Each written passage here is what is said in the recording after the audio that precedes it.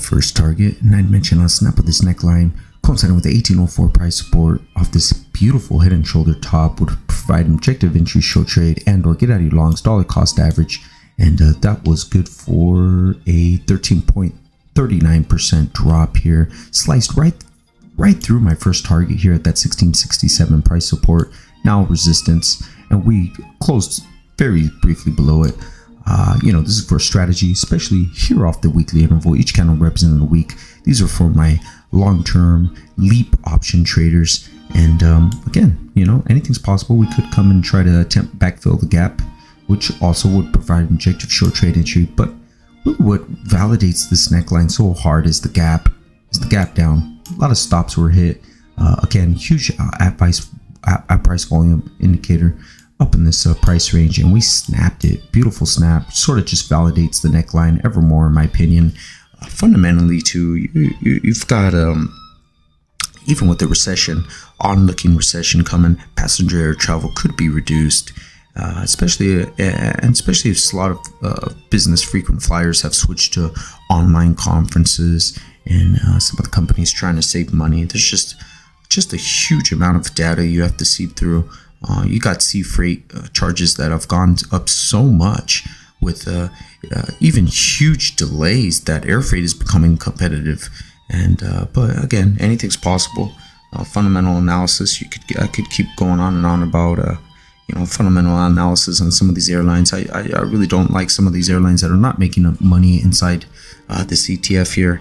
And again, anything's possible. If you believe air travel will return to previous levels without margins being affected, then yeah, why not? Hey, these are your long-term buy points here for your dollar cost average movements. But again, right now in the short term, that's exactly what a lot of my charts and or strategies based upon what's going to happen within the next weeks, within the next month, especially here off a weekly interval when it takes a long time for these to play out. You're talking about just four candles being a month.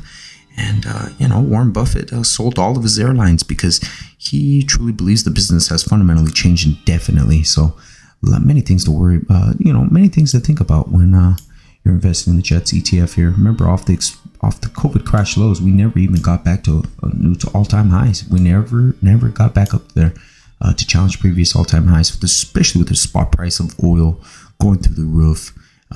Again, some of these airlines are just going to be affected pretty and felt with a pretty big impact, in my opinion. So we'll see how it plays out. Keep you updated. It's exactly what Stop So for, and we'll see what happens here. See if we can get a backfill the gap off the COVID crash lows.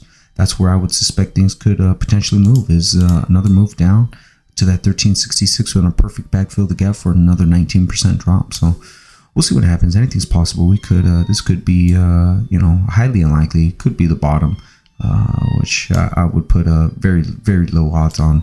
But again, another back test of this potential trend line here too, which will coincide with that gap. That 1773, that's resistance.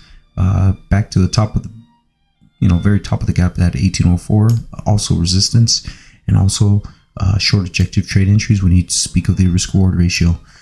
Hit that like, subscribe button if you enjoyed the video on your way out. I'll let you know if I see any significant development here on the charts. I'll keep you updated.